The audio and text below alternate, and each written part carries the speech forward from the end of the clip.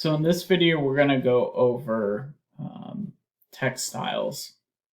So up here, we're in the Home tab, and we're going to skip to the Annotate tab. Click on the Annotate tab. So as we saw before, we did the multi-line text. So that was this button. I think you can do single line or multi-line, so we prefer the multi-line. But here, where it says standard, you can come down here to the Manage Text Styles, which, if you want to, the command is STYLE, and it brings up text styles. So my drawing has a bunch of text styles that we use, but always in your drawing, you should have a standard text style. And it can't be renamed, as you just saw. But so that standard one is the default text, and it uses this text font.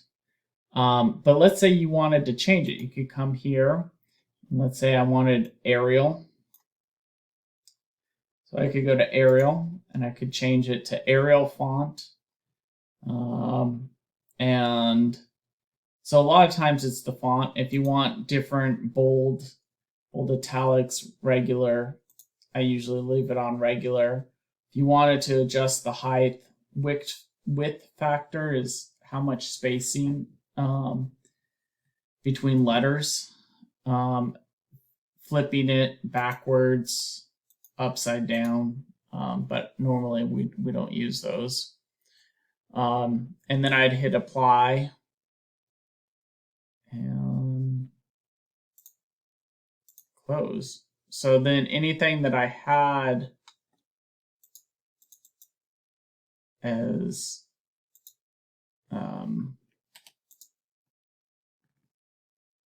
standard is now Arial. But then if I click on this, if I go to standard, so that's Arial.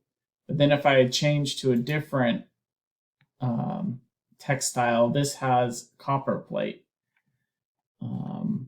So then as I go back to manage text style, let's say I wanted Arial to be, I don't know, where is a good one? Rockwell. And so then I change this back to standard, and then that is Rockwell. So what's the purpose of text styles? It's just another standardized method so that let's say you needed to make changes quickly. And we'll show you a great example. So we have all these notes here, and these are notes on my page, so you can see that. So this, if we went in here, this legend top, when I go into the notes, is on the AI copperplate layer. And so all these are the copperplate text of what the note title is, and then these are Arial narrow. But let's say I got a comment from a plan checker saying that they don't like this font style and that I need to change it. So if I go into Annotate, Manage Text Style, Copperplate, and then they wanted everything Arial. Actually, let's do Times New Roman. They wanted everything Times New Roman. I hit apply. And you can see everything now, all these titles that used to be the copperplate are now Times New Roman. I didn't have to go into each one of these notes and painstakingly change everything. With literally a click of the button, now instead of Times New Roman, let's say they said that sans serif. Apply it. And now we changed it on all these. So it's a very powerful way to make quick changes And so you just need to keep track of what text is on what text style layer. And so you can see we have different note ones and Arial narrow. So a lot of times in the industry, Arial and Arial narrow are heavily used just because it's a clear font. And so you can see on most of ours it's Arial narrow and all uppercase, like we talked about. All uppercase. So we often joke when people write emails that they'll forget that they switched from Outlook or from AutoCAD to Outlook, and they type the email and it's all in uppercase. And so, they'll add a little note that they were just working in CAD and they're not yelling at you. So people understand, other CAD people understand those issues, and so it's quite funny understanding that. So that is, I will now show you how to make one. So we're going to say set new, and I'm going to call this port 106. Now you see it shows up here. And let's say I want to do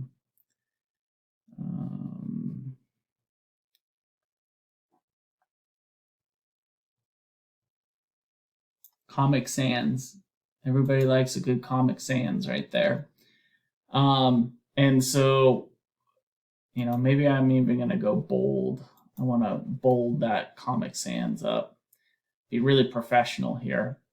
And so with that, I'm going to set that as now the current one. And I want to save my changes. Is that current? Okay, close.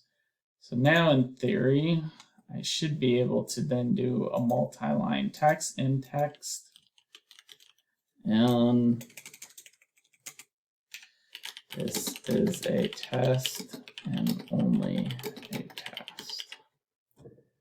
And as you see, when I select on it, because I set it to default, it's the style 106, and it's in the Comic Sans. So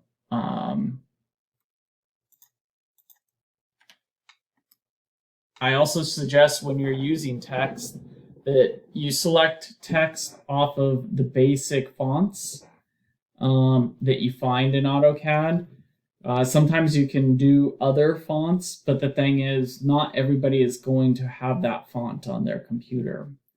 So if the font is not on the computer that you share your file with, let's say you share it with another consultant, maybe an irrigation consultant, maybe a lighting consultant, maybe a pool consultant, maybe an architect, somebody else. If they don't have your font, then it will go back to the TXT file. And so your fonts won't show up properly. And then people get frustrated. So that's why a lot of people use Arial, the main fonts, because it's on everybody's computer. Otherwise, you have to make sure you send the font and the person loads the font on their computer, which trying to always go through that with them can be a very tedious process, let's say. Okay. So I even have for my company, if anything we do text, I can come in through here and it automatically does the in text in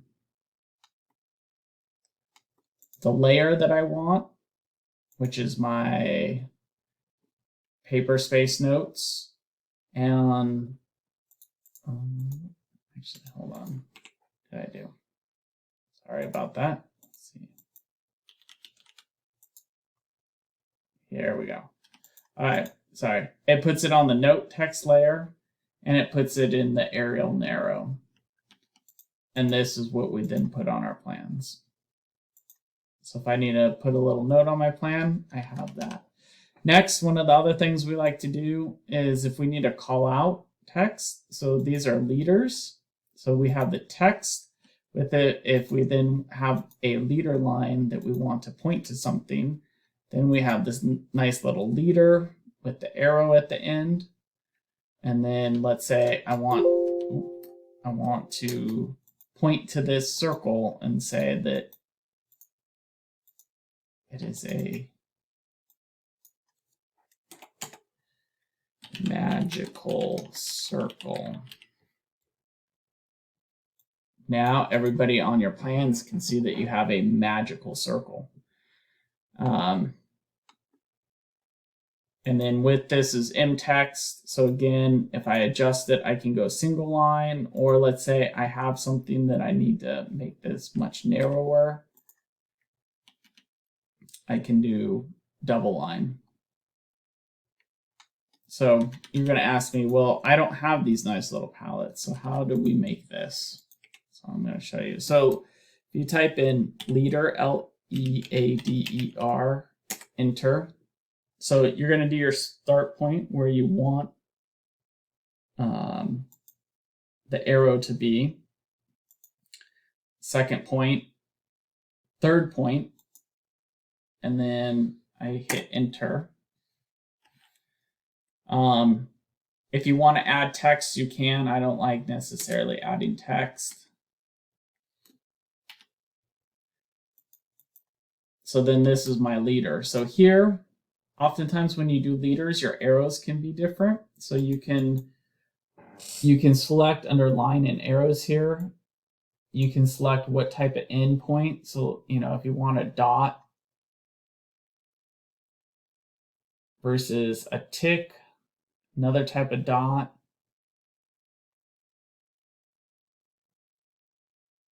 arrows, circles, right angle, there's all these type of different ones that you can use. So I'm just doing that. Now, if you wanted to make your arrow size, let's say your arrow size was too small, I could come up here and maybe I want to make this 1/2 inch. It's going to make it pretty big. Or I could do 1 inch, even bigger. So that is one thing you have to note. If you make it too big to show on this line, is it will actually disappear. So let's see if I make it 3/4 inch, you can see how big it is. So that's a little big. I'm going to go back down 1/2 inch. And then if I was to add my note text, click and drag, and now I got my note. Again, if you wanted to do leader, but let's say you wanted to have the text in there, then I click where my arrow is. Typically we like, what looks good on plan is about a 45 degree, and then you're going flat across 0 degrees. And then I can hit enter. I can do my text, mText,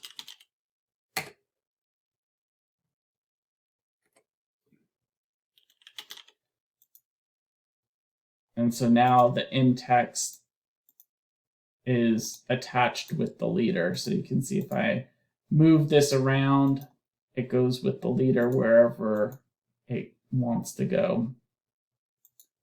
And it's mText, so I can hit return and I can add more. The leader in this instance will then put it in the middle of what your text box is. Me personally, and the reason why I do it separate is because how I personally always learned it is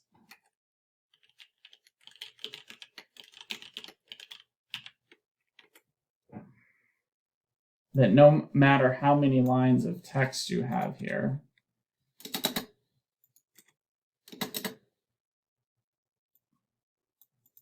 that your leader should always be in the center of your top line is a good practice.